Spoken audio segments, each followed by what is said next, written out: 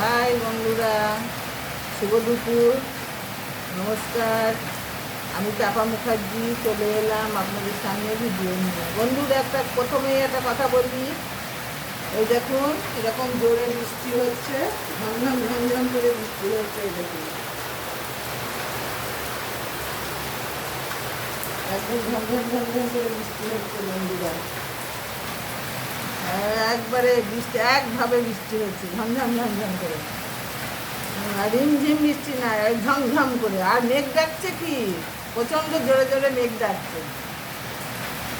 তা বন্ধুরা, কেমন আছেন?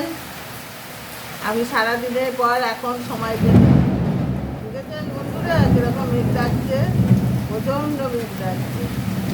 আর সারাদিনের পর আমি এখন সময় পেলাম, আসার মতো সময় সকাল থেকে পাইনি। বন্ধুরা কেমন আছেন? আমার আমার আর উজাড় করা ভালোবাসা দিলাম, ভালোবাসা নেবেন। আপনাদের ভালোবাসায় আমি ভালো আছি, আপনারা ভালো থাকবেন। বন্ধুরা, দুপুরে কি কি রান্না করেছি একটু চলে আসুন, তাড়াতাড়ি দেখাই, কারণ আকাশের অবস্থা ভালো না, কী হয় বলা যায় না। হ্যাঁ, এই দেখুন বন্ধুরা, গরম ভাত, একটু শসা কেটে নিয়েছি, এক পিস লেবু নিয়েছি, আর এই যে উচ্ছে ভাজা নিলাম। তারপর বন্ধুরা, এই কালকেকার সেই খারকোল পাতার ডাঁটা চচ্চড়ি করা আছে, সেটা আছে, এটা পরে নেব। আর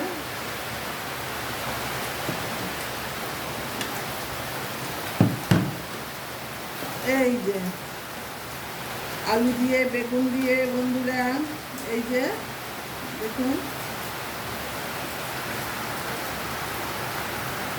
আলু বেগুন, এই যে এই মাছের চচ্চড়ি, কত ভালো মাছ দেখুন বন্ধুরা।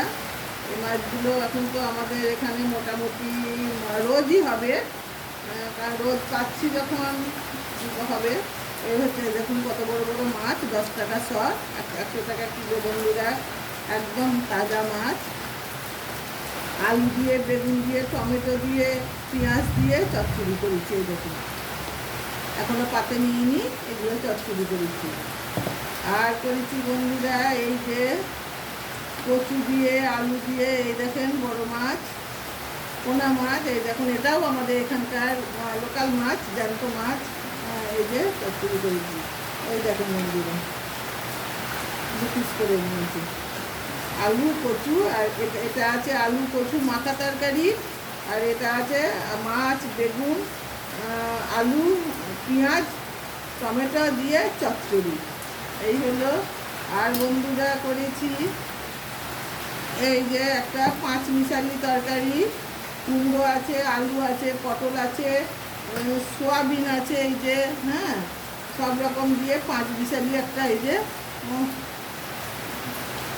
5 মিশালি তরকারি, মশলা ছাড়া বন্ধুরা, মশলা দেওয়া নাই, এতে লঙ্কা ফোড়ন 5 ফোড়ন দিয়ে ভীষণ খেতে ভালো হয়, করে খাবেন মশলা ছাড়া। দেখুন বন্ধুরা, আর এই উচ্ছে ভাজা।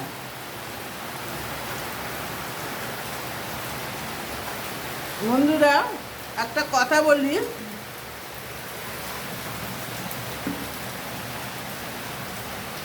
আমাদের বয়স হয়েছে, আর যা দুনিয়ায় যা অবস্থা ভেজালের,